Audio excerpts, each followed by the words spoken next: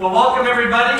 This is the first week of Leaving a Legacy That Lasts. And tonight's topic is parenting profiles, lighten up or tighten up. You know, as we think about parenting, let me tell you a little bit about my family and why I do these things. My name is John Erwin. I'm the interim pastor here at Agora Bible Fellowship. But for many, many years, I was a family pastor both in churches in Minnesota and California. And one of the things that uniquely qualifies me to do this seminar, number one, I have gray hair and I have earned it. I have a 28-year-old daughter who's been married for 6 years. Her name's Katie. Next week you'll see a picture of her.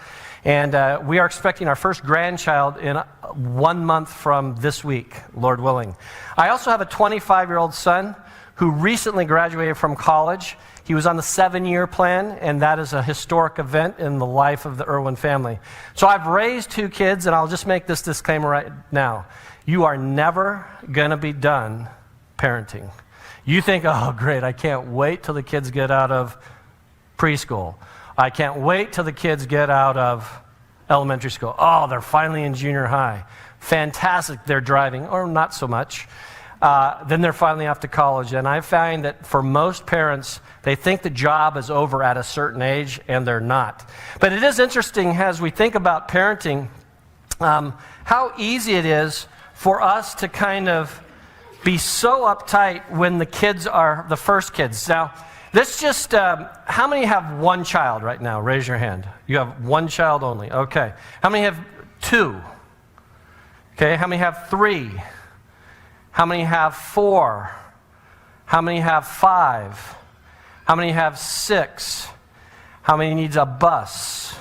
Yeah. So the interesting thing for you, those of you who are single parent, you've got one child, it's so interesting. We have 2, but how things change. When you have your first baby, how about your clothes? You begin wearing maternity clothes as soon as your OB/GYN confirms your pregnancy. Second baby, you wear your regular clothes for as long as possible. Your third baby, your maternity clothes are your regular clothes. How about the baby's name? First baby, you pore over baby name books and practice pronouncing and writing combinations of all your favorites. Your second baby, someone has to name their kid after your great Aunt Mavis, right? Might as well be you. Third baby, you open the name in a book, you close your eyes, you see where your finger falls, and Bamaldo, perfect. Preparing for birth. First baby, you practice your breathing religiously, didn't you, ladies? Second, you don't bother practicing because you remember that the last time breathing didn't do a thing. Third baby, you ask for an epidural in about the 8th month. How about the baby's clothes and everything? You pre-wash your newborn's clothes, color coordinate them, fold them neatly in the baby's little bureau. Second baby, you check to make sure that the clothes are clean and discard only the ones that have the darkest stains. And third baby, hey, boys can wear pink. It's okay. Worries. First baby, at the first sign of a distress, a whimper, a frown, you pick up that baby. The second baby, you pick up the baby when she wails and threatens to wake up your firstborn. Third baby, you teach your 3-year-old how to rewind the mechanical swing. How about going out? The first time you leave your baby with a sitter, you call home 5 times. Second baby, just before you walk out the door, you remember to leave a number where you can be reached. Third baby, you leave instructions for the sitter to call only if she sees blood. And then at home, finally, first baby, you spend a good bit of every day just gazing at that baby. The second baby, you spend a bit of every day watching to be sure that your older child isn't squeezing, poking, or hitting the baby. Your third child, you spend a little bit of every day hiding from the baby. So having multiple kids does probably change a little bit about how we think about parenting. And I remember when Katie was born. I was a youth pastor in Huntington Beach. It was in 1984. Now, if you remember what happened in 1984 in LA, it was the Olympic Games. And during that, there was all these people having, the official sponsor of this or that for the Olympic Games, right? And so I had this crazy idea, why can't my baby, my firstborn, be the official baby of the 1984 Olympic Games? And I was crazy enough to start calling the Olympic Organizing Committee. I got all the way to the director of communications for the entire U.S. Olympic Committee before he said, "Who are you?" And what are you asking? I said, I think she should be the unofficial or the official baby at 1984 Olympic Games. He goes, well, why should she be the official baby? Because nobody else has called for it, have they? You got me there, sir. So can she at least be the unofficial baby? He said, whatever you want, and he hung up on me. So that was the time period. It was a great time to have kids. My wife had to have a C-section, and I was in the hospital. She was in the hospital for 5 days back in that day.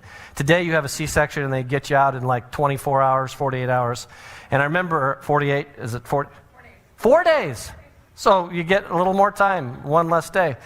And I got to hold Katie and whatnot, and we'll tell you more about that later. So we're talking tonight about parenting profiles.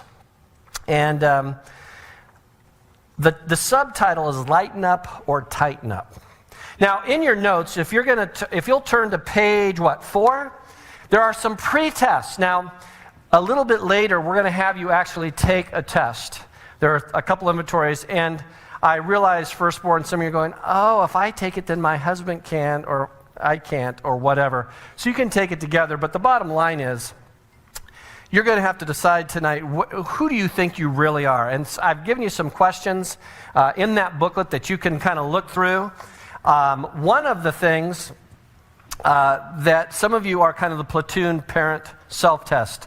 And we'll talk what that is. But that's kind of the dictator that I'm going to, platoon or dictator interchangeable. Yes? That's on page 1. Then on page 2 is the pushover parent. And that would be what I would call the doughboy. Some of you are old enough to remember the Pillsbury doughboy. If you don't have a booklet, we have, I think, someone who has booklets for you. And there might be one left or two. And then some of you go beyond dictator or platoon parent. You're the hyper parent or helicopter parent. That's on page 3. But what we'll be dealing with tonight primarily is page 4. And then we'll have some questions for you to talk through, either as a couple or if we have time together, on page 5. But we'll primarily be on this page. We'll have some PowerPoint that you can follow along. If you miss any of this tonight, it'll be on the website along with the video. So, a little bit later, now some of you are wanting to multitask. You're going to try to take this test while I'm speaking. But go ahead and turn to page 4, and we'll jump right in. And one of the things I like to do is anytime I speak, I'd like to pray, and I like to give our time to the Lord. So if you'd bow your heads, I'd like to pray for just a moment.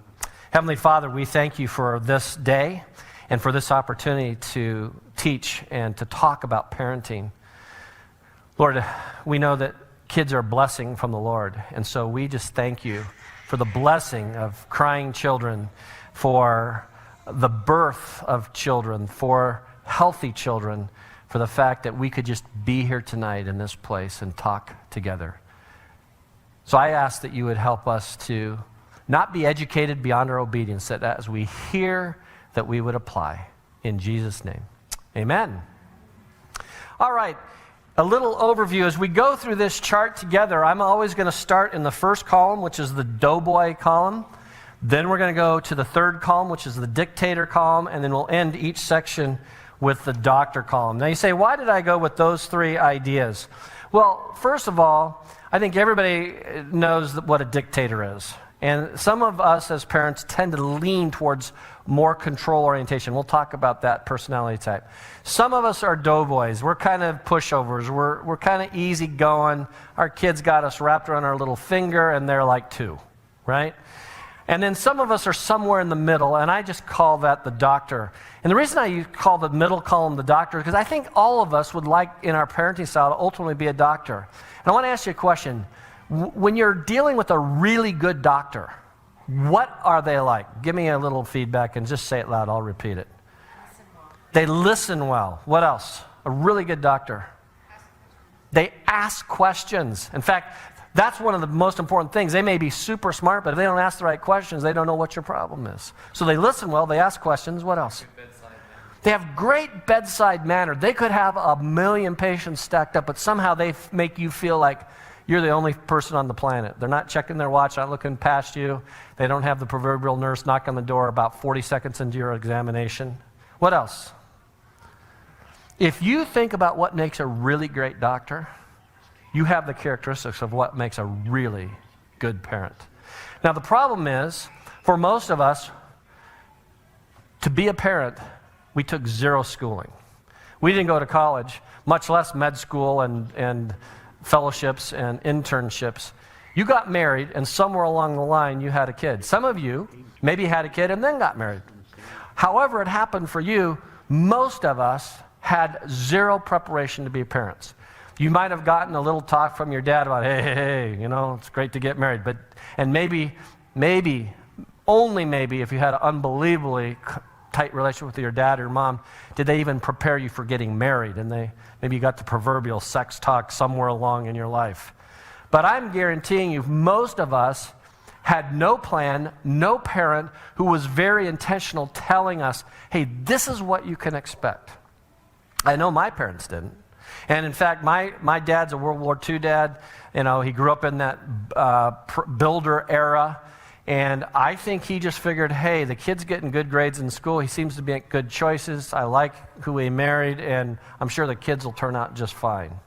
And I had no passing of any kind of spiritual baton to me on the spiritual side, and I certainly didn't get any kind of real instruction other than watching my parents and saying, when I have kids, and maybe you did the same thing, I'm not sure I want to do that, or, oh, that was good, I want to remember that. So even by a show of hands, how many of you say, hey, your parents were great role models for you, and you saw that in them as far as your parenting? Very few parents, now this is interesting, very few will raise your hands. How many of you said, I learned what not to do from my parents? This will not be on the tape, no one can see it. Yeah. You see, most of us, if we have anything, we have negative experiences with our own parents, and now we're a parent, and we have no model. Now think about this in the Bible, for instance. Do you have anywhere, and we'll just stay with the Old Testament, anywhere in the Old Testament where you would put up, this is the model of the two-parent, intact family that was not dysfunctional? Where do we find that in the Old Testament? Think about nearly every family in the Old Testament was whacked. I mean, we're talking whacked. Let's just go through a little overview. Let's start with the first family. You got Adam and Eve. They come out of the chute with two boys, Cain and Abel. Right from the dawn of time, you have sibling rivalry. It escalates into murder. First family, we got a death row convict right out of the chute, all right? Let's go a little farther. How about Abraham, Isaac, and Jacob? Let's just go with Abraham. What's his problem in life as a man, for instance? He has a problem admitting he's married. Everywhere he goes, no, this is my sister. Now, we understand, because she is smoking hot, and, don't want the Pharaoh taking my wife, so she's my sister. That gets him in all kinds of trouble, all right? Abraham, let's just go to Jacob. What's his issue?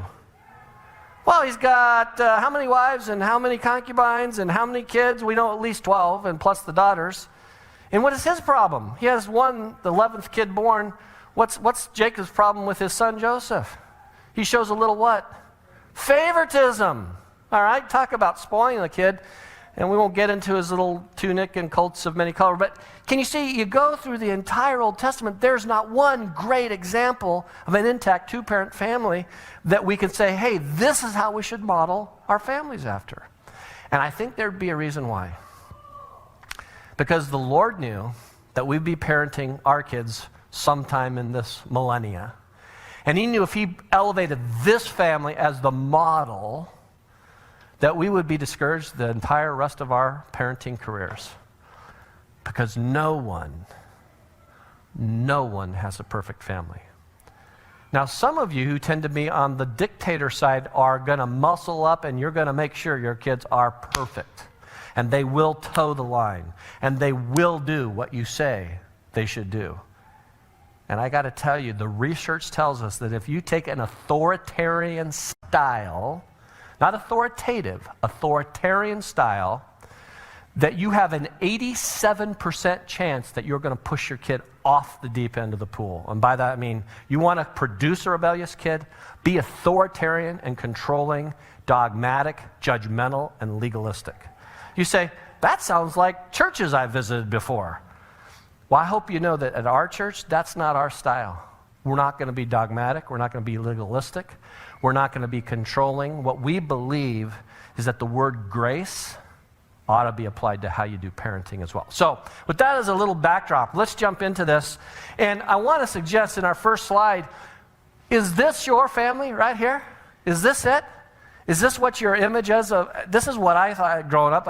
I wanted Ward and June and Beaver, Cleaver. Now, here's the problem. Some of you are worried about this second slide. You're worried about this happening in your family. If I don't hold the line, I'm going to have kids looking like this. I've got to hold the line here. And so let's take a look at our approach. First of all, the doughboy. The doughboy. And I want to suggest this, that when we think about the doughboy, we think about the approach. It's do as you please, it's non-directive, and it's wishy-washy, all right? And that's the basic approach if you tend to be that kind of parent. If you are, and you do that because you figure that's the way I can be my child's best friend. We'll talk about your relationship in a bit. Now, the other side is dictator, but the dictator does stuff like this. Check out this slide. You're going to get your way with this kid. Now, somehow this kid has gotten the chair over his head. I don't know how he's done that. And we're going to extricate. And I find dictator parents are always extricating themselves out of situations with their kids. They're so controlling, but man, it seems like everything doesn't go according to their plan. Now, I want to give you a verse for the dictator parent. Ephesians 6:4, fathers, do not exasperate your children to wrath. One of the reasons dictator parents exasperate their kids and their kids get mad and there's conflict is because the over-controlling parent can't let go. And we'll talk about that in just a moment. So the dictator approach is do as I say. It's always directive, and they tend to be reactionary. Now, some of you are saying, I'm not always like that. I'm only like that when I'm what? Tired, hungry, under pressure, overworked, or overcommitted. Well, that describes your life most weeks about 75% of the time. So you say, I'm only 75% of the time am I a dictator.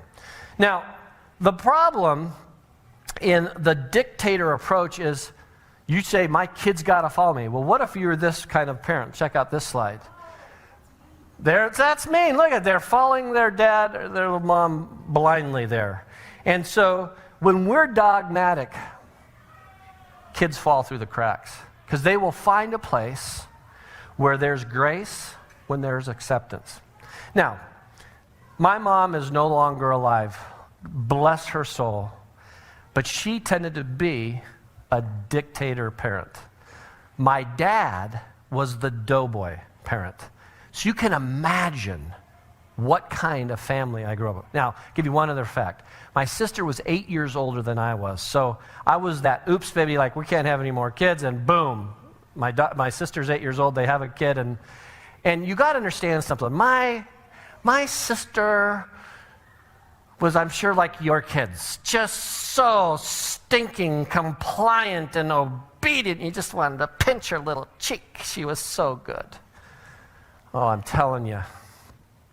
Here's how they disciplined my sister. You can be Patty. Patty, we're very disappointed in your behavior. Mommy and Daddy, I don't know what we're going to do. So disappointed. I mean, they wouldn't raise their voice. They'd have that little whimper look, and here's my sister. She goes, oh, sorry, Mommy and Daddy. I won't ever do it again. I mean, all they did is looked at her, and they just said that little manipulative, we're so disappointed. Actually, that's a true statement. It doesn't always have to be manipulative. So I'm telling you, if they would have only had one child, they should have quit while they were ahead. They could have written the book, How You Too Can Raise Perfect Kids, because they had the perfect kid. Now, we'll talk next week about discipline, whether you spank or don't spank, and at what age should you spank, or should you quit spanking, or what's the best way to discipline. I'm pretty sure they barely looked at her. I'm not even sure if they ever really spanked her for anything. So I come along 8 years later, and they go, Johnny, we're very disappointed in your attitude. I'm about 6 years old, and I didn't say these words, but I said as much. Well, you better learn how to deal with it. I'm telling you, the Board of Education met the seat of my understanding so many times. And, you know, I was so smart. All right, John, bend over. Or no, they wouldn't say bend over. They had to start saying, they said, grab your ankles, which was supposed to be like this. Well, one time I just lifted my leg up and grabbed my ankle. Dad didn't go over with my dad. And so they had this very contrasting parenting style, one more directive, but my mom would make idle threats. So that's one thing about dictators. Oftentimes, they make idle threats that they cannot back up.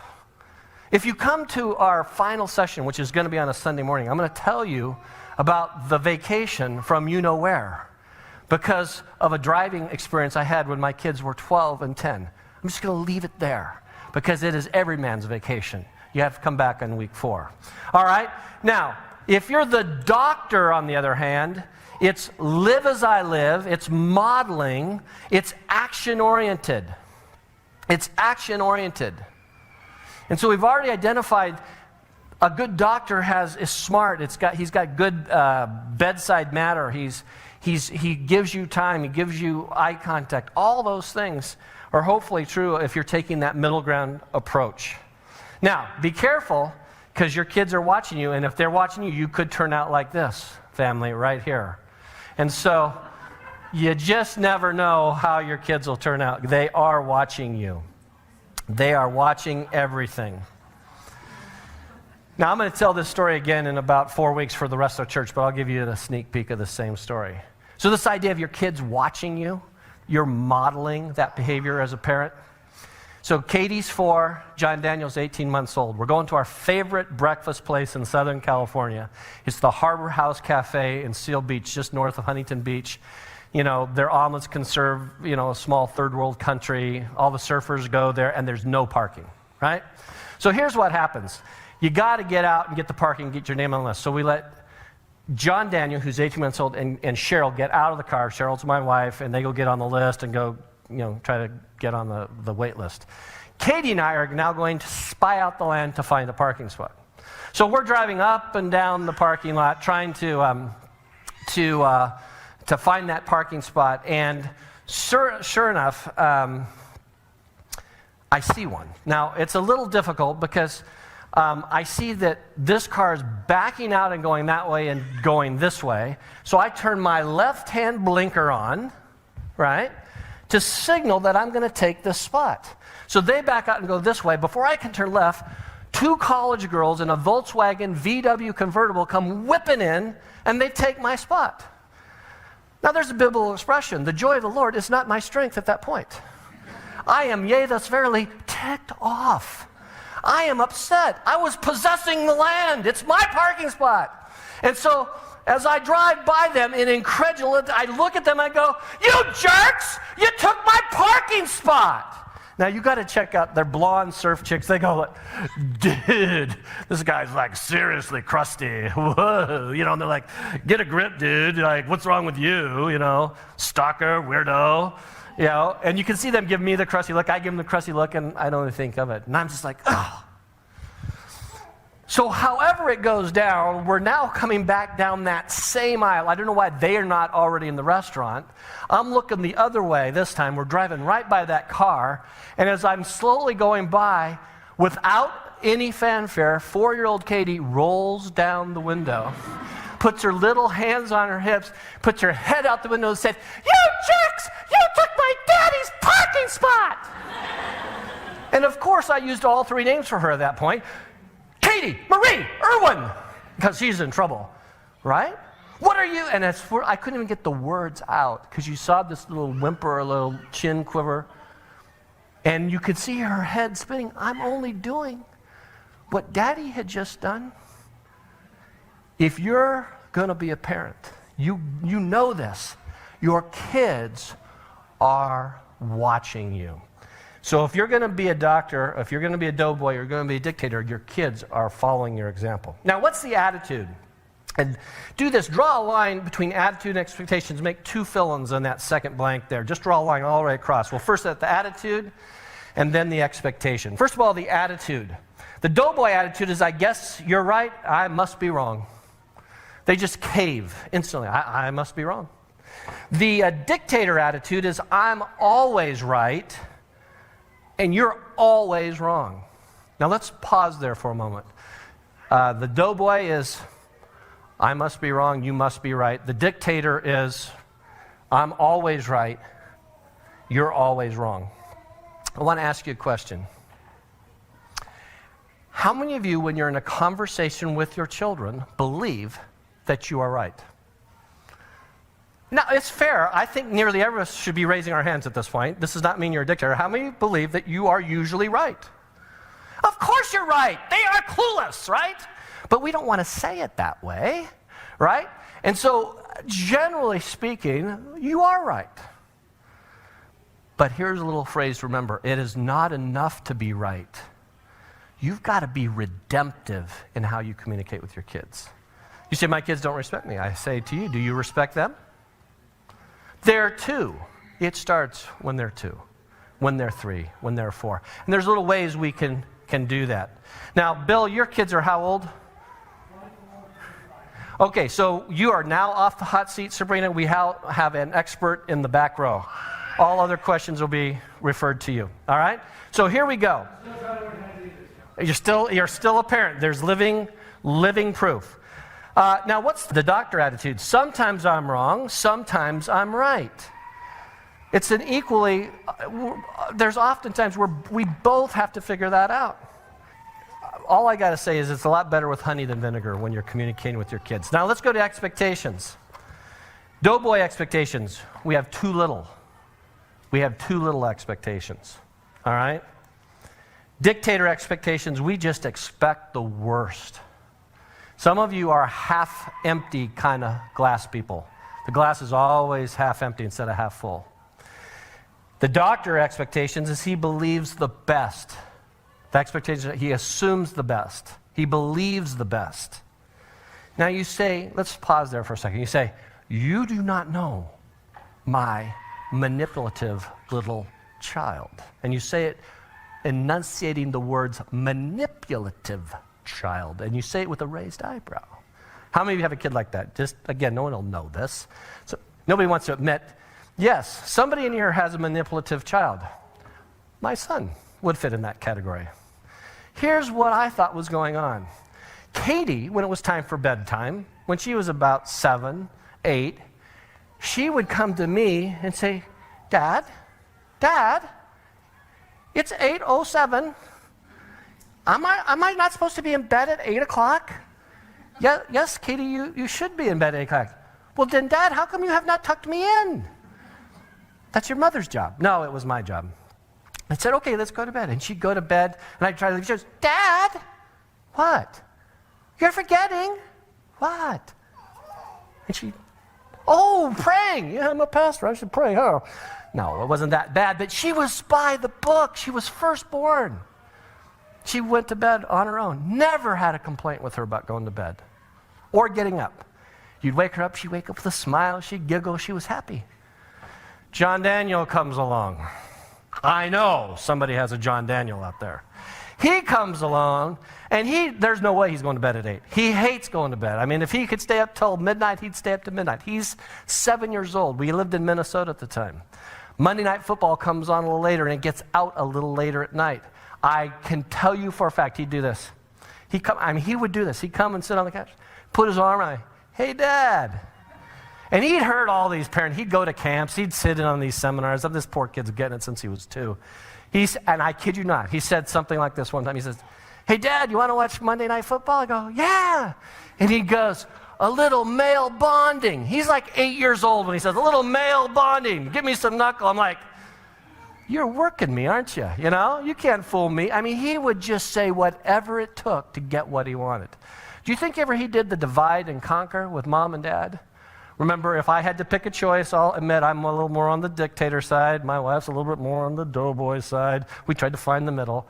So who did he always ask stuff from? Mom, of course. Mom's a soft touch.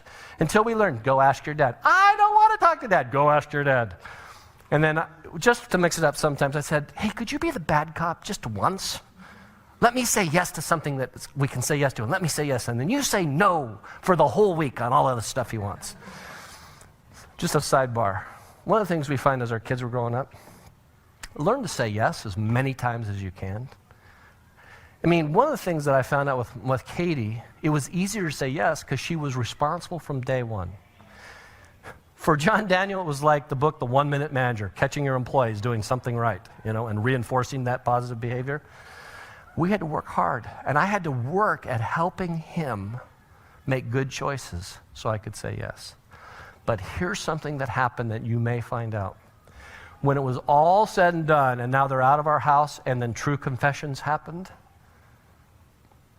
Katie was the one who was much more secretive and said the things that I thought she's just being compliant. No, she was calculated. And that's how she got what she wanted. John was not smart enough to not tell the truth. He told the truth all the time, and it got him in trouble. And he said, Dad, now I remember one time I was disciplining, he said, now, Dad, you said all along that if I tell the truth, the consequences aren't as bad. This sounds like bad consequences. John, you are now still alive. This is a good thing. He didn't think that was a good alternative. Now, you have the doughboy expectations, dictator expectations, doctor expectations. Now, how about the respect for authority by the child? The doughboy, here's authority. Disrespect of authority is completely allowed. And that's when you see these kids just walking over parents, literally. Throwing temper tantrums. There's no control in the grocery store. They're completely out of control. And at times, you as parents, when you're in that situation, you want to go, hello, McFly, are you seeing this? Your kid is just making a fool of you, and you're not doing anything about it. We're like completely oblivious. What about the dictator? There is no questioning of authority, period. There's none allowed.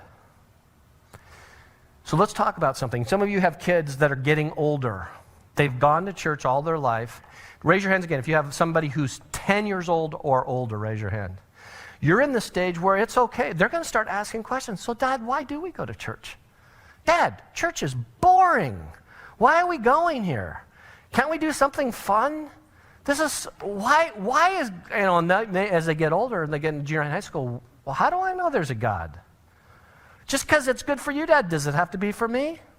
Here's a big one. When is a child old enough to choose whether he goes to church? Now, there's a lot of controversy about this, but I can tell you right now, our simple rule is you get to choose to go to whatever church you want when you don't live in my home. So if you want to not go to church, you should find your own apartment. I think we can find you one. You're 14? How are we going to do that? And the funny thing is, from day one, they knew part of, but as for me in my house, we're gonna go to church.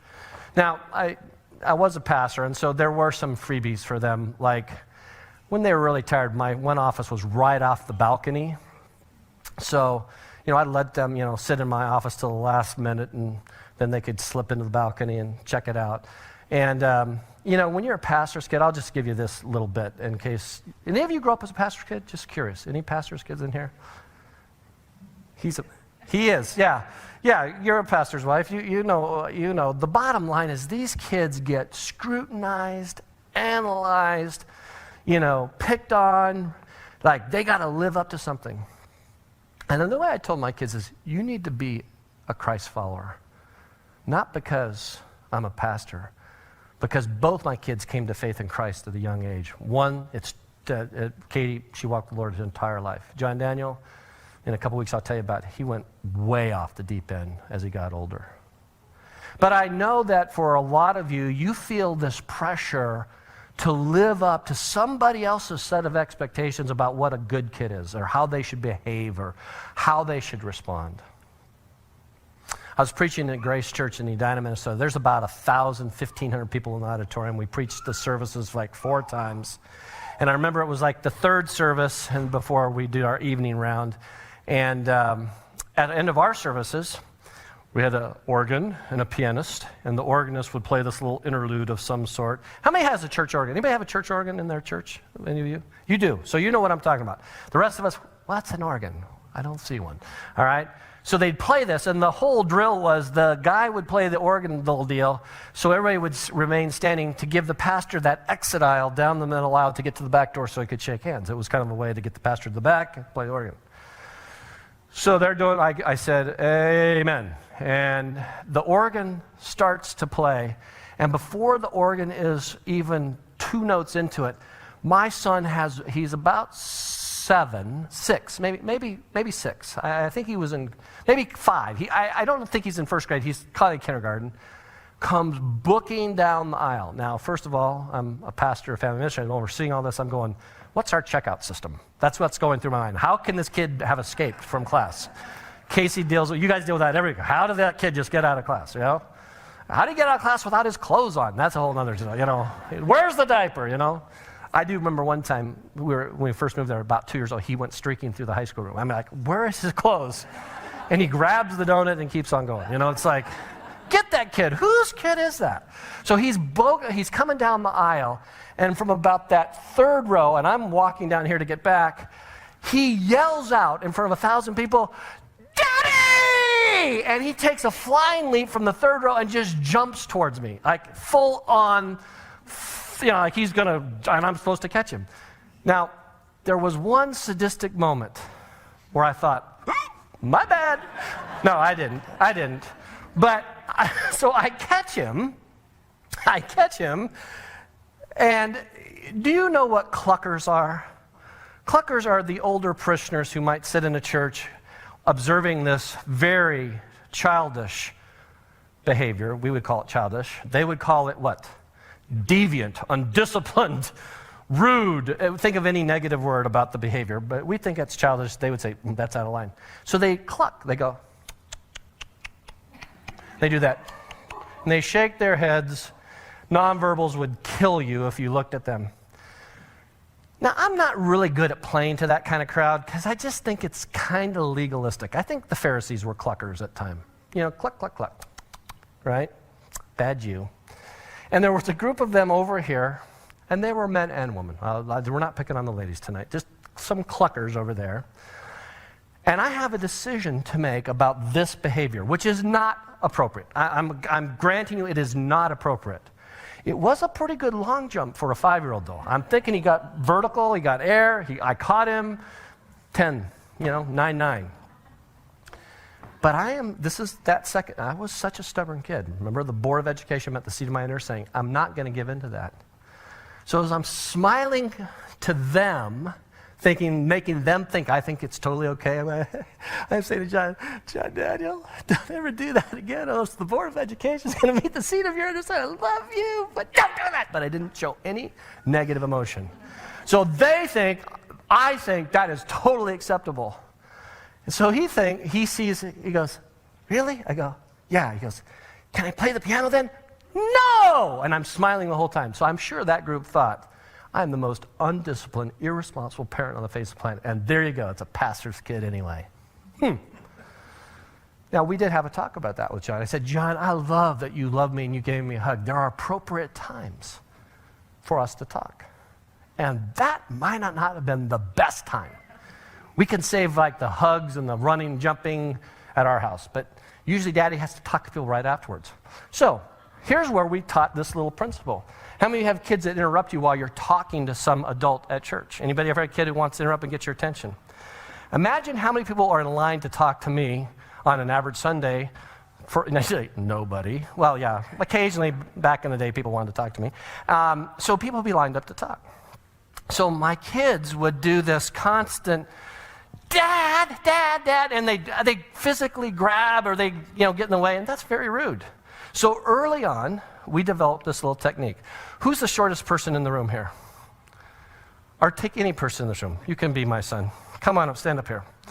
So you can be me, and I'll be John Daniel. No, I won't do it.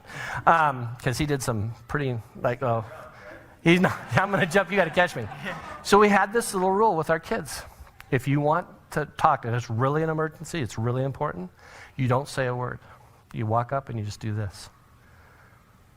And that was my signal. This is seriously important. Now, we had to define what's seriously important because to a 7-year-old, everything is seriously important, right?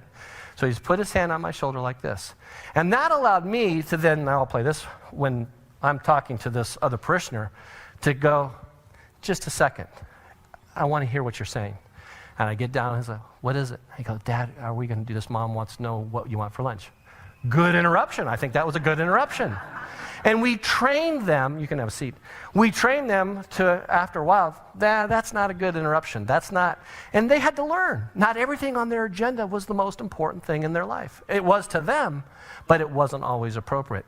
But we yell at kids when we haven't trained them. How about this? We ask our kids to sit still in church. Now, we're going to experiment here on the 4th Sunday of this parenting seminar. It's 3 Tuesdays, and then the 4th is a Sunday. Your kids are going to have to sit in here with you. You go, no! Do not do that to us. Yes. Kindergartens will be in this for the entire hour and 20 minutes. No! We can't do that. Oh, yes, you can. There are 2 ways. A, drug them before they come. No. But think about it. If your kids can't sit still for 20 minutes at your dinner table, and as you open the Word and have any kind of family devotions, why do you expect them to sit for an hour and a half? Now, some of you know that your kids can sit still for at least 50 minutes because they're in school. And the older they get, they should be able to sit there. But what I believe happens is we've trained our kids to respond to immediate stimulus. The TV, it's every 7 minutes you got to cut to an action shot. And so we haven't told or trained our kids how to sit in church. Now, our kids sat in church from the time they were probably 5 years old, all right? It's only when I went to a bigger church where all of a sudden we said, oh, kids can't be in church. They got to go to this program, they go to that program. And you know why? It's because parents didn't want the hassle of having trained their kids how to sit in worship. Now, we are kind of halfway here, right? They sit in worship, and you should teach them how to worship with you. Just a sidebar, I don't mind those kids sitting there, but I'd much rather see those kids sitting with their parents. Because they're modeling, Dad, they're watching you. When you lift your hands, they're going to lift their hands. If you never get your hands above your waist, they're going, yep, we're in a Baptist church. We don't raise our hands. No offense, because I know we're Baptist. Or we can say, hey, when Dad opens the Bible, look at, I'm going to open the Bible. Dad never has a Bible. Oh, I wonder if I need a Bible, right? You see, kids are watching you even in worship. So, I don't know how I got on that. That's a little bit of a tangent, but I'm sure the tape will figure it out. All right, doughboy. Doctor, where are we at? Dictator, no questioning of authority is allowed. The doctor, the authority is respectful questioning of authority is allowed. Respectful questioning of authority is allowed. Question, what is respectful? When a kid is going to question you or ask a question, what have you learned that works for you? What is appropriate in terms of how they can appeal to a decision you've made? And it just works at whatever age. What do you guys do? Calm voice. A calm voice, right? So when the volume is up, my wife was great at this. She'd get down to the level, John Daniel, could you repeat that, please, with a little lower voice? Okay, Mom. No, not that way, right? So calm voice. What else? Well, and first they need to obey, and then they can request. Okay, obey first, then request. Okay, very good. What else have you found? Because kids have to feel like they can say, hey, what about this? And by the way, if you say something, they have unbelievable memory recall about what you have promised. Is that not true? But Dad, you said did I say that? Yes, you did. And if you don't remember what you say, you better not say it, or you better have someone else there backing you up. Now, if you have more than one kid, they'll rat each other out, so that's a whole nother discussion about how you can use your other kids to defend your honor and behavior about what you did or didn't say. All right, conflict resolution. Doughboy, the conflict resolution style is avoidance. It's not really apathy. Usually they just want to avoid it. They don't want conflict. Now, this doesn't mean you're a doughboy all the time, but how many of you are kind of conflict avoiders? If you had your way in life, you just would really not like to have conflict. All right, my wife's like that. She hates conflict. She'll go out of her way to avoid conflict. She'll take an injury, so to speak, in a slide and be hurt, and she just, until she gets home and talks to me, and then it's, right? And Well, why didn't you say that to them? Oh, I could never say it to them. But you just said everything you wish you would have said, but you're saying it to me. I know, but I couldn't do that. That would not be nice. And what you're asking is, well, what if they don't like me? What if they don't listen to me? Well, think about that when you're dealing with your kids. If you just want to avoid conflict, they're going to steamroll you. Now, the dictator is on the other side. He likes conflict for breakfast. It's like antagonism. Bring it. You want to have an argument? Bring it. You want to debate? I can grill you into the ground. You think you're logical? Oh, just come on. And they just destroy their kids with logic. Now, I found when my kids were growing up, logic rarely had anything to do with that decision and why they did stuff. I got tired of asking, help me understand what you were thinking here. There was no thinking. John Daniel, what possessed you when there was 9 feet of snow drifts in our front yard to think you could get up on a ladder and see if you could sled off our roof and do the jump into the front yard? That's a big drop, John Daniel. And he didn't have an answer. He was a kid. Kids do stuff they don't think. And one of your skills as parents, as your kids are growing up, is learn to help them think why they do what they should be doing. Not what is right or wrong. We all teach right or wrong.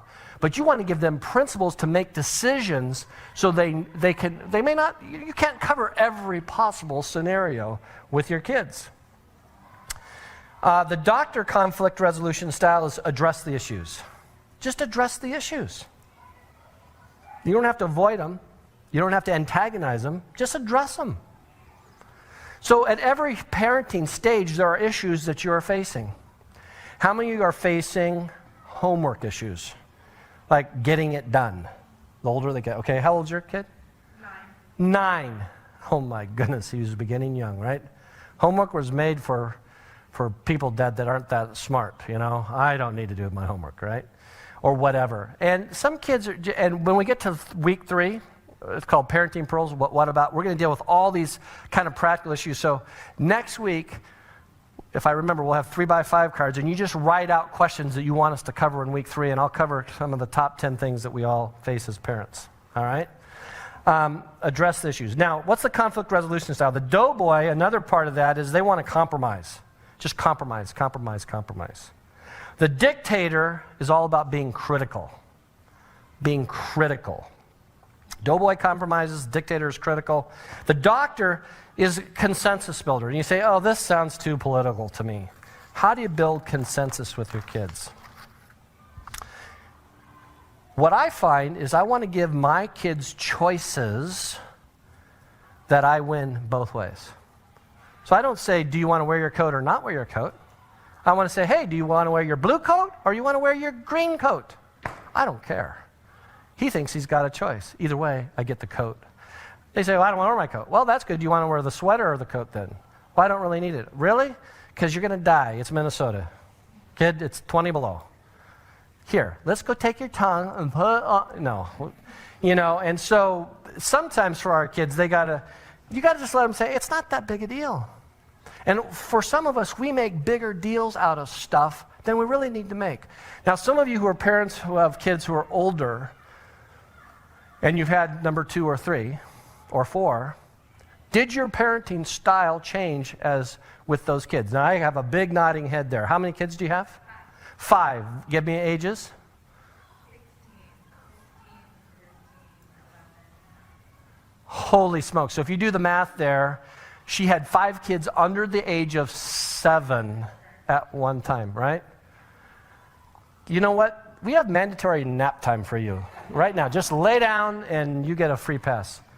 All right. When you have 1 kid, it's a double team, right? You have 2 kids, it's man on man. From then on, it's zone defense, right? And so you can't make every issue life-threatening, life-changing issues. If you start like that when they're 2, 3, and 4, you're going to just be a neurotic mess by the time they get into high school. So what were the big issues? What are the big issues? For us, there were only 2 really big issues from birth to 12 years old. We boil them all down to two. You say, seriously? Well, not exactly, but it really comes down to these two categories: disrespect and dishonesty. Most of the criminal felony acts of child days fell into those categories: disrespect or dishonesty. A lot of the other stuff, I had to learn how to let it slide. Now, here's the thing. With what you know about my two parents, who do you think I clashed with the most? My passive dad or my dictator mom? Who did I clash with? Mom. 95% of the time. What did I say to myself growing up? I'm never going to be like my mom. And one day, I wake up. I look in the mirror. She had much longer hair. I'd become my mom. I was horrified. My kids were probably, at the time, we're in Minnesota, so they were probably 6 and 8 years old. And my wife, bless her soul, calmly, without the kids around, after one of my blow-ups where I didn't really discipline in love, I was angry about something and was frustrated, said, honey, are you enjoying this? And she said it with a straight face. She wasn't trying to be funny. Are you enjoying this? Because it's not so good for me. I'm really done with this. You know, I'm totally done with this. She said, are you enjoying this? I said, of course not. And she just looked at me and paused for a really long time. She said, I know you love our kids, but sometimes you just come across like they're never going to be good enough for you. And then she said, and this is when the knife went in, she said, didn't you tell me that's how your mom made you feel growing up? What was my initial reaction as a husband? A not godly husband. What did I do? I'll give you a free pass. Of course, I started making excuses. And this is the beauty of my wife. She said, okay. Just thought maybe it's something you think. She didn't try to push it, didn't argue, just thought you might want to think about that. Oh, believe me, did I think about that. I went to bed stewing. I turned over. I kissed her goodnight, and I looked out the window for probably 2 hours that night. And I woke up totally convinced that she was exactly right. And so the reason I'm telling you that is I think I started as a dictator parent. For the first 8 years of my kids' life, I think I was totally the dictator. Except when it came to stuff that freaked my wife out. And I was the greatest dad in the world. I want them to play. I want them to take risks. I want them to climb up walls and trees. But in the discipline, I was just such a dictator. My wife was so much better at getting to the heart of my child, of our children. And I got to tell you, if you have that ability to get past all the verbiage and all the action and all the drama, what you want to do is capture their heart. And if you capture the heart and the Lord captures their heart, you're going to get their will. You'll get their obedience. It's a heart thing. It's not always just a conformity thing. So I confess to you, I'm a recovering dictator. And the funny thing was, I get the other direction. So by the time we get into high school, we have this role reversal. And that protective instinct of a mom can become smothering, not mothering, especially with boys as they get into high school. Moms, let them do man stuff with dad. And just grin, bear it, wince, look the other way. It's okay. They come back with all their fingers, it's a good day, right? You say, but he's so irresponsible. You know my husband. No, I know a bunch of husbands like that. I was here for airsoft the other night. There are 8-year-olds and there are dads. And that was awesome. I'm there blowing each other up. It's a good thing. Getting a weld is a manly thing. Yeah, look at this dad. I got 4 of them. Did I cry? No! Now, I got to admit to you, there were at least 3 helicopter moms there that night. I don't know how their kids were. They were just hovering. They didn't get, is he going to be all right? And they were out in the parking lot. They would not go home. I thought maybe you could get them home, shoot them. They'll get the idea. But that wouldn't be cool because Sabrina's husband runs a tight ship there. But it's good. Let them do manly stuff. Let them do guy stuff. And my wife had to learn to let go in a different way because we role reversed once they got to high school. Who taught my kids how to drive, my wife or me? Who do you think taught? Oh, of course I did. Because there's no way she's taking them out there. She's scared to death. You talk about, the proverbial, if they could grab the handle, she couldn't do it. She would be a nervous wreck. Remember, my daughter learned how to drive a car in Minnesota. What do we have in Minnesota? Snow. What else do we have more? Ice. I had to take her, talk about scary, taking her into a parking lot while I'm driving, and I do a 360 to show her what it feels like. Then I tell her, you're going to do a 360 while I'm in the car. Now, it's an empty parking lot with nothing to hit. Do you think I told my wife we're doing that day? No way.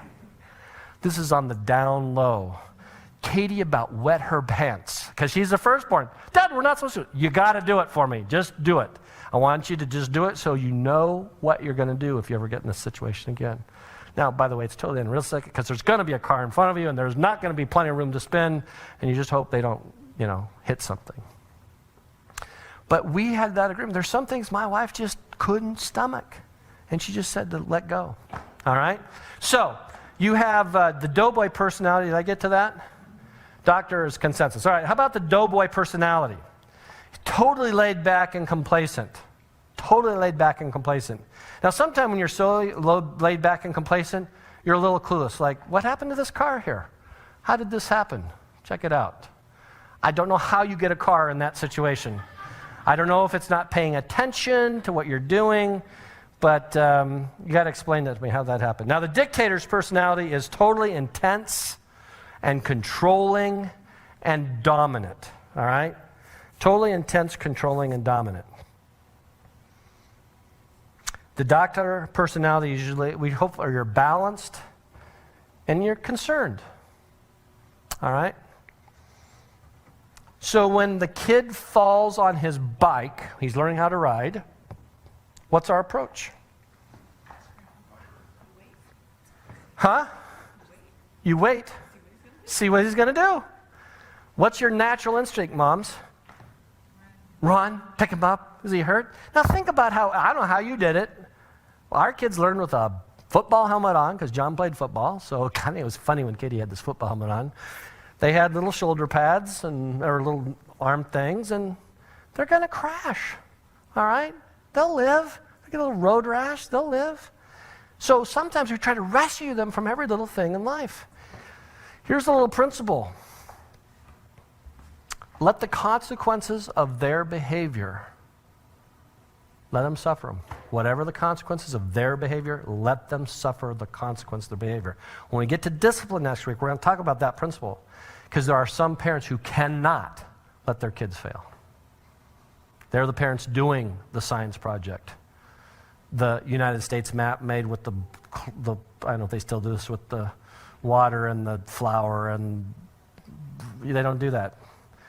Thank goodness. That was the worst project I ever did. No. So what's the personality?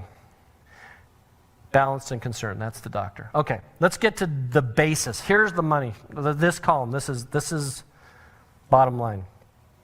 What's the doughboy want? They want approval. Think about that. The ultimate basis of relationship for a doughboy is I want approval. That's a hard thing to admit, parents, that you want the approval of your child. The dictator wants control. The basis of it, I want control. One wants approval, one wants control. Now, on the approval side, guess what, folks? You are not your kid's best friend. You go, oh, it's not the way in the movies. She talks to mom on her wedding day. Yeah, you'll have some of that. But when they're 9, you need to be mom, not best friend. There are times that you're going to disappoint your kids. You're going to say the word N-O, not 47 times, and then you cave in and say yes. It's no, it was no, and it's going to stay no. Now again, balance that with try to say yes as often as you can, because not everything needs to be a big deal. And so that whole idea of control, I want to ask you a question. What are you afraid of? Now this gets really, I'm going from preaching, for those of you who don't go to my church, when I step around from behind here, they all know I'm going from preaching to meddling. So I'm going to meddle for a second. When you tend to be control-oriented, ask yourself, what am I afraid of? When your kid's misbehaving, when something's going on, there's a fear factor going on, and it's a tape that's running internal to your parenting system. It's not on the screen. It's running here in the back of your mind. So let's pause. What are you worried about? What are you afraid of? Huh? Public humiliation. I think that's a good one to be afraid of, yeah? How about this one? What will other parents think? Is that a fear? Of course it is. You live in Agoura Hills, Calabasas, and Westlake. My goodness. Everybody's got their kids. My kid made the honor roll. Oh, really? Well, my kid made the whatever roll. It was for the month, not just the week. Well, my student was athlete of the year.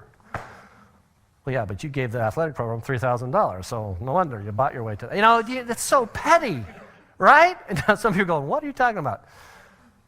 Anybody have any kids at Oaks Christian? Yeah, I couldn't either. It's $27,000 a year. It's like, I had 2 Chinese students who lived with us last year that went to Oaks. They paid $43,000 a year. Who has that kind of money to go to high school? Apparently somebody does. And so we want this control. What are we afraid of? What is it that we're trying to do when we're afraid? When you operate out of fear as a parent, let me just tell you, you make bad choices. Almost always you make a bad choice when you're operating out of fear. Now there's some healthy fear, right? Your kid's going to run into the street. You grab him to save his life and you explain that buses win, cars win. You don't do that, right? But you got to train your kids. You got to talk to them. And so in that initial fear, you raise your voice, you get angry with them, and you realize that fear produced that anger, right? Now, what about the doctor? The basis for the doctor is just respect.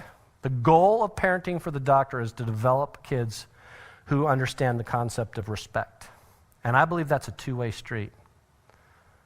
Now, none of you in this room will ever admit to yelling at your kids and using names that are embarrassing and inappropriate. Now, you probably have done it, but you don't tell everybody yeah, I just went off on my kid. I called him a loser and did this, and I yelled at him and disciplined him in anger, and nobody wants to admit that stuff. But nearly every parent has lost it with a kid somewhere in their life. If you have never lost it with your kid, I want you to come forward. We'll pair you with a parent who has a kid that will provoke you in first 30 minutes, and we will ruin your streak. Because I'm telling you, my sister and my firstborn were that kind of kid. My parents were perfect parents, I'm telling you, until I came along. We did pretty good with Katie until John Daniel came along. I'm really wondering I'm now thinking, Lord, what would have happened if we had 3 or 4? What would have happened? My new game plan is if I had to do over again, I would have had 5 kids. Because your odds are much better that at least one of them will become a missionary or a preacher. Otherwise, you only got 1 out of 2, that kind of thing. Now, the doughboy discipline. They're afraid to discipline. They seldom or never react. Maybe they're permissive. That's kind of their approach. Sometimes afraid, and you can see it just kind of flows, this whole chart, all right? Never reacts, or if they do, they're minimal reaction. The dictator discipline. Always disciplines. He overreacts. There's punishment. There's punishment. By the way, if you've missed us, I think I just decided we're going to actually put the PowerPoint on the website, and then you can go and see the PowerPoint in relationship to the deal. Now, I want to show you this picture, and I'm going to read a statement. You can read it with me as we go next. Much has been said about tough love for misbehaving children. Most of America's populace thinks that it's very important to spank children, so my spouse and I have tried other methods to control our kids when they have one of those moments. One of the ways that we found very effective is for me just to take the child for a car ride and talk. They usually calm down and stop misbehaving after our little car ride together. I've included the photo below of one of my sessions with our son in case you'd like to use this technique. So there you go. It's one of the things you can do. No, I've never done that. All right. You are a very good crowd. I like you. My mom used to laugh at every joke. All right, very good. Doctor, what's the discipline for the doctor? He's consistent. That's the biggest deal. Consistent discipline, not this variable. And he's dealing with reality, and he works on praising his kids. This is where you've got to work hard. With some of your kids, you've got to work hard to catch them doing something right. Now, let's get to the highest priority, all right? The highest priority for the doughboy is no conflict. It's all about relationship. The highest priority for the doughboy is no conflict. It's all about the relationship. Now, I'm going to give you a little math formula here. Relationship minus rules equals recklessness.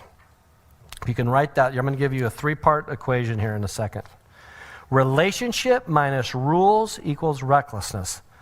That's the end game of a doughboy, if it's all about relationship and there's no rules. All right, let's go to the dictator, because he goes to the other side.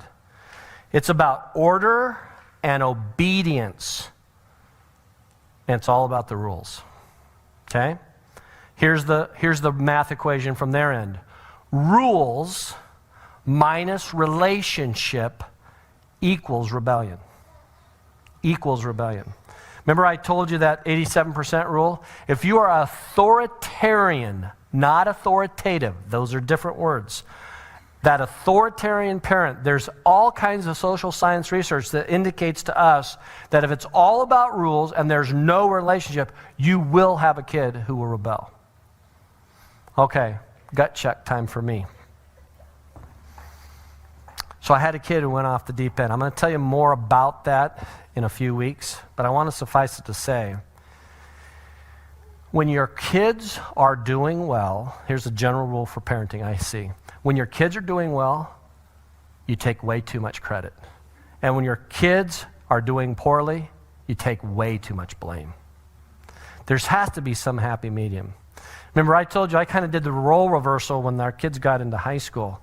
But for a long time, when my son was far from God, between ages 18 and 22, I lived with a lot of second guessing of myself. And I prayed this prayer often. Search me, O God, and know my heart. Try me and know my anxious thoughts. See if there be any wicked way in me. Well-meaning people would give me these verses. And the sins of the fathers are visited the second and third and fourth and fifth and ninth generation, right? Or, you know the verse out of Exodus. When my son was off the deep end, I'll just say this frankly, I heard a lot of stupid stuff told to me. If I would only have done this, or if I should have done that, or have you thought about this? Of course I've thought about this. I'm anguishing about this. I am broken over this. And the number one feeling that parents who have kids who are off the deep end, and I realize for some of you, you got little angels here, they're under the age of 10, and for the most part, life is good. I'm talking about some of you who are dealing with teenagers, and you're getting into this kind of independence. The predominant number one feeling of parents whose kids went off the deep end, shame. And it broke my heart as a pastor, because I had one, and I'd talked to parents, and they were so filled with shame, heaping guilt on themselves. I started a ministry called Parents of Prodigals. And during that time, it was almost like you had to have the secret handshake and knock on the door and look through and give the two, and you could get in. Never once advertised it. It was still on staff at Your Winter Friends. Never once advertised it at the church. It was never on the website. And over a 2-year period, over 40 different parents found their way to our home on a Thursday night. And the predominant feeling was shame. But after they came to a support group, the second most predominant feeling was relief. I'm not alone. So let me tell you something. If you have a kid who's causing you grief right now, I encourage you to find another parent who's in equal grief, and you got to find each other. And I don't know how to do that. I don't know how to orchestrate that. But if you want to tell me, I'll just keep it a secret. When the next person, I'll then pair you up, and we'll just keep it on the down low. And you say, why do you got to do that? Because parents are embarrassed. They say stuff, well, I didn't raise my kid like that. He knows better. He should have never gotten the DUI. I can't believe she got pregnant. I didn't teach him how to do drugs. And those are just a handful of the things that I dealt with. Or for some of you, you may have a kid whose sexual orientation is messed up, and now your kid's gay. You have no idea how many families I've dealt with whose kids are gay. For 25 years, I've been dealing with this quietly under the radar because no church wants to talk about it. So I do it for 25 years. And what do you think happens in our family a year and a half ago when my niece, who I did her wedding, divorces her husband and says she's gay and has moved in with her girlfriend? Friends, because you are a Christian, you are not exempt from the trials and tribulations of life. And I'm so glad that I have a gracious Heavenly Father who has extended grace. Because I don't deserve it. Think about grace and mercy, right? What's the definition of grace and what's the definition of mercy? Mercy is not getting what you do deserve, and grace is getting what you don't deserve. And in parenting, we need to extend both the left hand of grace and the right hand of mercy. And when you have a kid who's off the deep end, I realize this is a whole nother deal, and I've kind of just like steered off the road here for a second. You can just go like tangent, and I'll come back, but for a moment here, when you look at the scriptures and you have a kid who's off the deep end, here's the one that I cling to. It's your kindness that leads us to repentance, O Lord. It's your kindness. All the yelling, the anger, the frustration, the fist pounding, the chest beating doesn't mean a hill being of difference. When my son finally came back to the Lord, when it's all said and done, and now we're over 3.5 years now removed from that just horrendous time, he pulled me aside, I don't know, a couple years ago now and said, Dad, you know you did the right things. I said, what do you mean? Dad, I saw you beat yourself up. It wasn't your fault. I was going to do what I was going to do, and the only way I was going to learn was the hard way. Some parents never get that conversation with their kid, and they live with guilt the rest of their lives. Because the kid isn't 25, he's 50, he's 60, and they're 80. Or their kid's 40, and they're still wondering if their kid will ever come back. And so I just say that because for right now, some of you are just living the dream. The kids are doing fine. You got the normal parenting stuff. But some of you are heading into a dark cavern, and you're scared to death. And if you find yourself in that place, come and talk. I don't have all the answers, but I've learned a really good skill. I know how to listen and pass the Kleenex. Okay?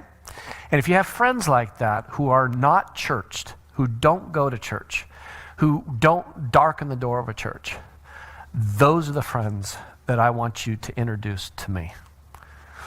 Because those are the people who really don't have any hope. They have nothing to cling to. By the way, if you're trying to figure out where God fits in all of this, this isn't an overtly spiritual discussion, is it? In fact, I have not opened the Bible yet. But everything I'm telling you is biblically based, and I could show you over time. In fact, we'll talk about biblical virtues. You can pray for your kids in a couple weeks and some other things. So, doughboy, relationship minus rules equals recklessness. The dictator, rules minus relationship equal rebellion. And the doctor's highest priority is not order and control. It's not about rules and relationship. It's about being responsible. It's about developing character and maturity in your kids. It's about responsibility. So there is a new math formula. Rules plus relationship equals responsibility. It's not an either or, it's an and both.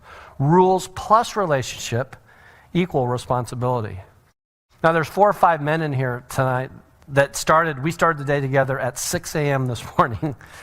What craziness is that? If God wanted us to see the sunrise, he would have done it at 10 a.m. when I could enjoy it, right? And we're studying about what it means to be a man. And so many of us realize we didn't have fathers that modeled this stuff for us. So no wonder we're floundering at times because we've never been taught how to do this. My goodness. My dad, when I was finally 32, I'd been married 10 years, we're playing golf. And I said, Dad, how come you and Mom never fought? He said, you got that wrong. You just never saw us. We rarely did it in front of you. And I said, I know. So I feel like a total loser. Cheryl and I just get into it. And that's not healthy either. I mean, your kids got to see you in some level of conflict. I mean, Lord willing, there's not F-bombs flying and, pans flying and, stuff like that. But they got to see that there are times that you're not happy with each other and you have a way of negotiating peace. Now, we did that for our kids. If they saw us get into the car and leave them, they go, ooh, this is a big one because they're driving away in the car. Order some pizza. We'll be back in 2 hours, But the little annoyances in life, our kids didn't hear the D word. They didn't hear the divorce word. They saw the disagreement word. They saw intensity. They saw at times me asking my wife forgiveness for overreacting. They saw their mom have to own up that she just got played and maybe she should have held the ground. They saw us interact. Now, you got to find what you're comfortable with, but kids find that they are amazingly secure when they can see mom and dad don't always agree, but they figure it out. If they never see you ever have any conflict, they're going to get married and go, that's the model for marriage. And when they have their first big fight in their marriage, they're going, my parents never did that. I must be a complete is that the right L? Loser, right? And you've got to show them how you process conflict. And there's little things. There's no divide and conquer with you, right? I'm kind of getting ahead I'll save that. Discipline's next week. But you can't let your kids divide and conquer you. You got to be on the same page. We'll talk about that next week. So when this whole thing about developing character and relationship and rules, would you write down this phrase? God is more interested in your direction than your perfection. God is far more interested in your direction of your family and your life than your perfection. Now, I had as close to having a perfect kid, I thought, in my firstborn daughter. I've already praised her. By the way, John Daniel, when he was younger, would say, Dad, are you going to tell him the story about the time? No, I'm not, because you've enjoyed that way too much. I'm not telling that story. But let me tell you about the firstborn, that rule keeper. I'm going to be bed at 6 o'clock or 8 o'clock when she's 6. When she was 16, and I'll show you a picture of her in the weeks to come, she's 5'1", weighs maybe 95 pounds. And what 3-letter word did she think she was? It begins with F. Fat. And we discovered she had an eating disorder when she's 16. You know who found out? Little brother, who snaked her journal, and she had written about it because she was at least going to write it all down. And then caught her throwing up one time on a Tuesday afternoon when Cheryl was gone and I was at work. How does it feel to be that 14-year-old brother who's in 8th grade? Your sister you idolize, he knows the word bulimic, and he's trying to decide whether he tells us. You talk about a torn kid, was my son. He has a high degree of keeping loyal, and you don't narc anybody. I mean, that's part of what he was about, was he protected so many people in his life, which ultimately got him in trouble because he wouldn't rat them out. But that's his sister. And I remember him trying to figure out what he was going to do because he loved her. I mean, if he didn't love her, he'd just narc her out like, yeah, I'm blowing your cover, chick. You pay up or I'm telling. It was none of that. It was agony for him. And I remember the night that he pulled me aside and we're at the dinner table. And John's agitated more than normal. And he starts crying at dinner. He says, and he looks at Katie with tears in his eyes, says, Dad, something's not right. And you could see Katie, the blood go up her neck. And he said to her, Katie, you got to tell him. What? John turns his head like this. Tears are coming down. You've got to tell him. What? She wouldn't own up. He goes, Katie, I read the journal. Her eyes get big. Cheryl at this point is going, what? I'm going, what? And then Katie bursts into tears. She goes to counseling. Then counseling, we find out from the time she was in 1st grade, she thinks she's fat. And if you saw my daughter, she is gorgeous, beautiful, petite, size 1. So we think we're done with it. Counseling, junior year, high school, we think we're done. I get a phone call from Biola University, her freshman year, from the doctor. She's in the emergency room. And I won't get into all the details, but she wasn't done. We thought we'd dealt with it, done the counseling, got to the root of it. Nearly died. So I don't care if you have a compliant kid at this stage and then you got the rebellious one at this stage, they'll flip-flop on you. And that firstborn often will do those things that will please you, and they will say the things that make you happy. And they stuff it and they hold it in, and they aren't always honest with you. I already told you, John wasn't smart enough not to, he just didn't know how to lie. He told me everything. In fact, there were times as a parent I would go, blah, blah, blah, blah. I just didn't want to hear it because he was so honest. I would have never told my dad the things he told me. And so as you're parenting and your kids are going through those stages, just realize probably you're carrying a weight of responsibility tonight for how your kids are going to turn out.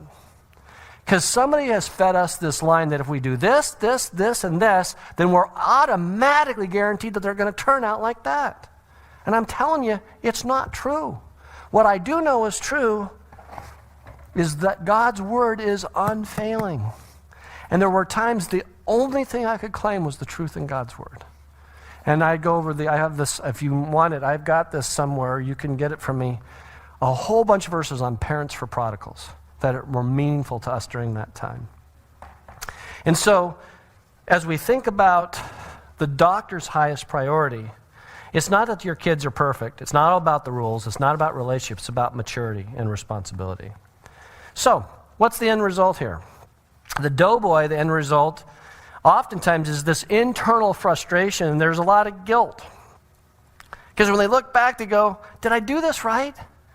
And they're always I'm not sure. Because that whole wishy-washiness and look into the past.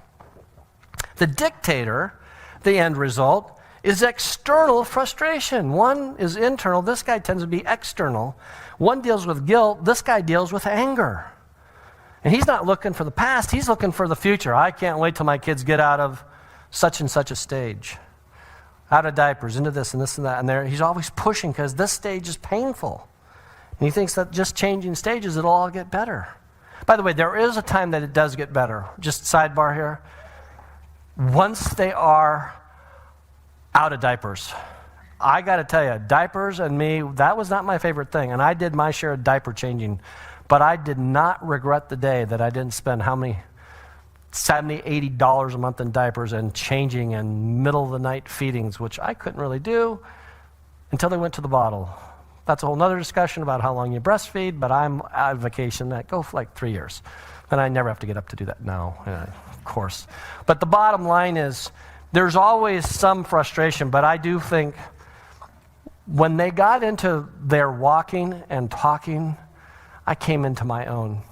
My wife was really smart. When I'd come home, I didn't have a honey-do list of all the stuff I had to do around the house. I had the greatest job on the face of the planet from the time they were about 4 all the way up into high school. My job as when they were kids, my number one job my wife wanted me to do, you're going to think this is crazy, play with your kids. Now, it came across like this. Take your children. You must play with them. Exit the house. Do not come back till dinner. It wasn't quite like that, but I played with my kids a lot.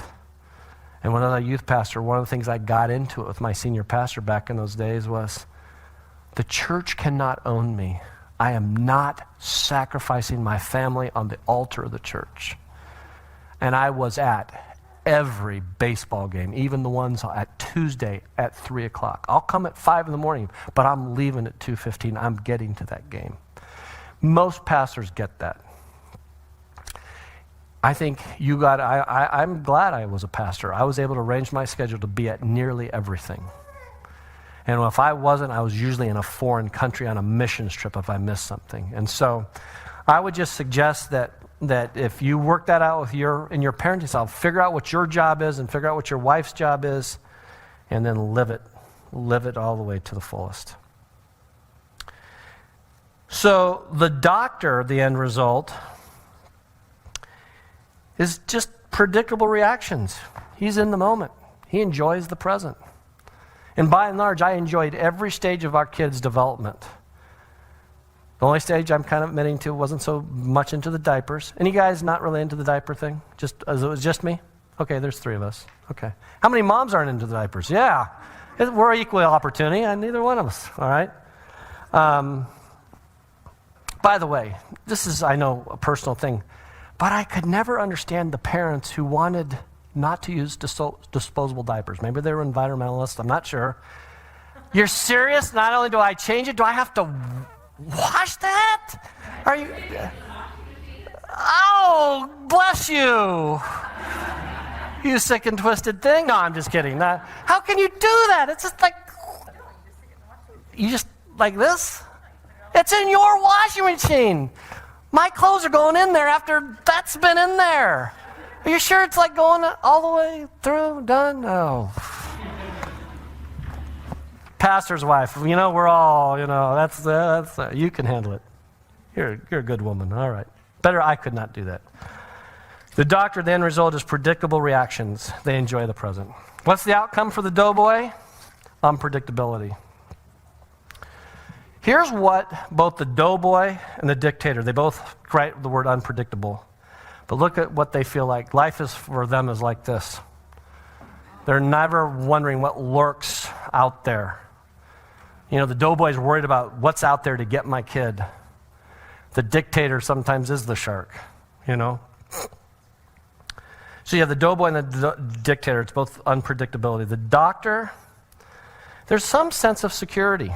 When it's all said and done, because we're ultimately not responsible for our kids' choices, there's a sense of peacefulness.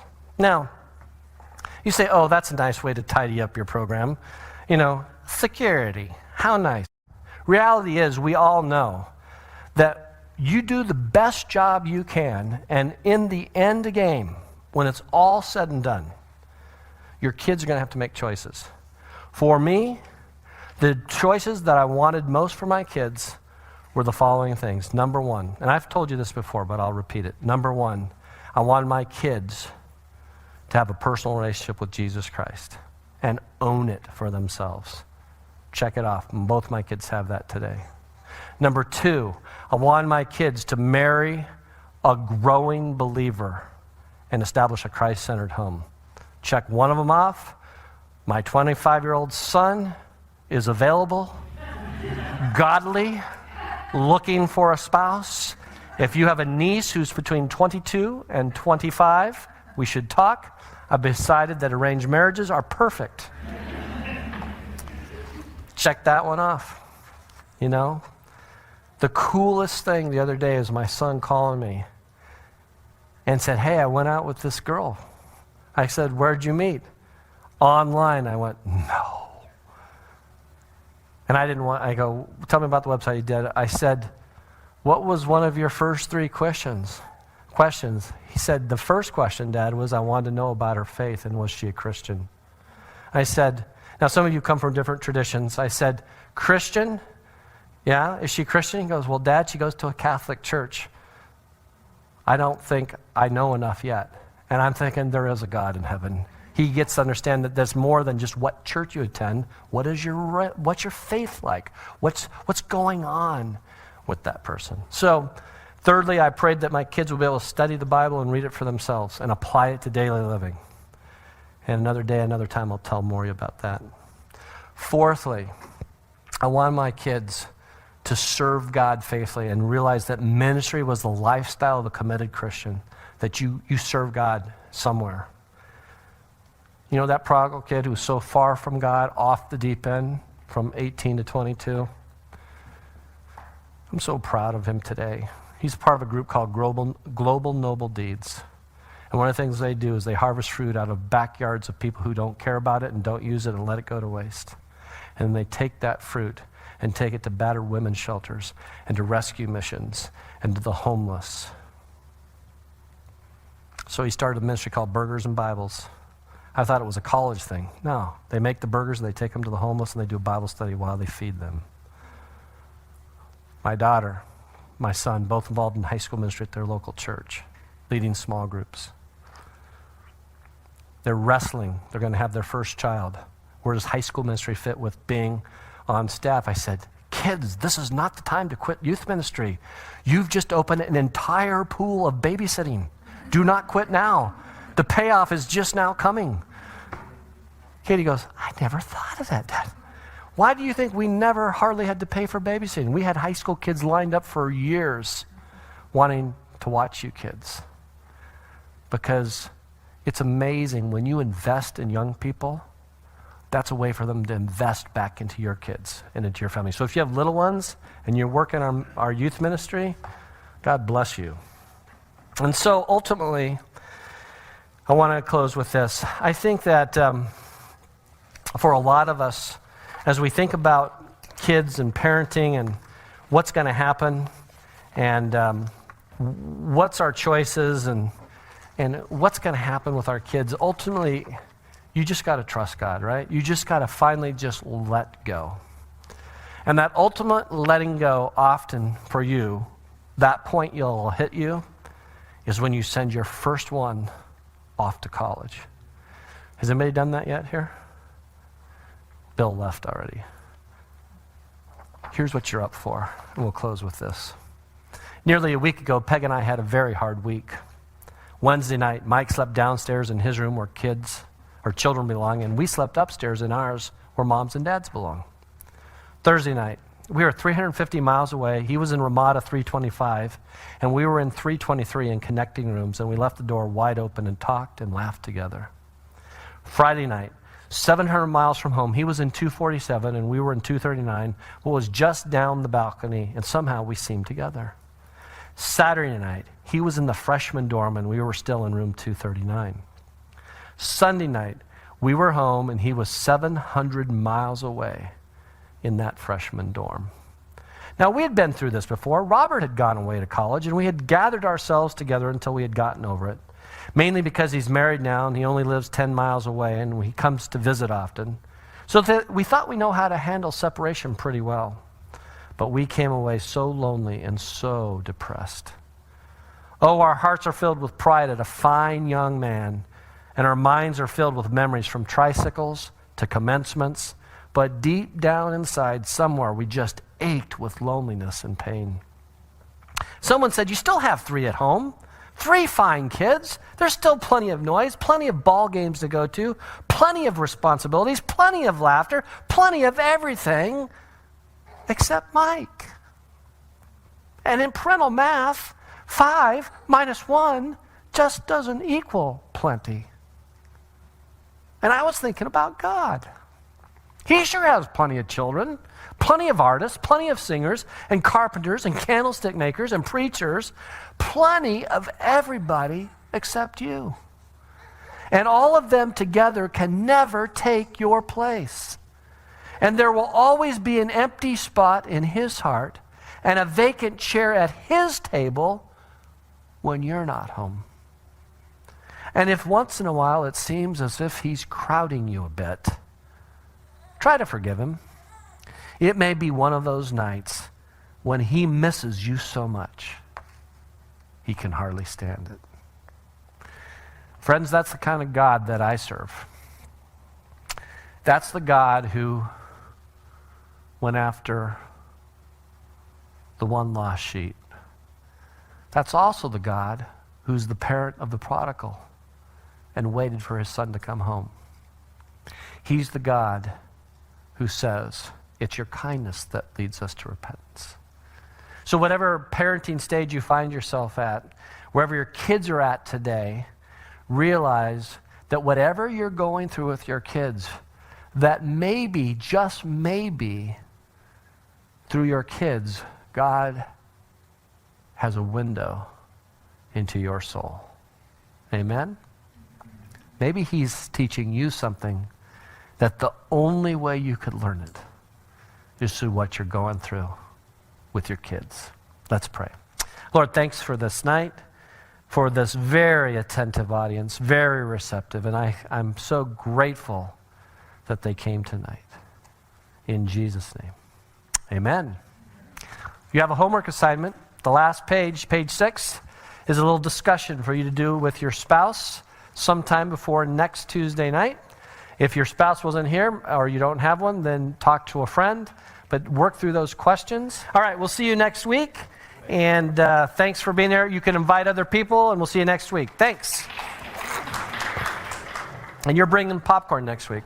Don't forget.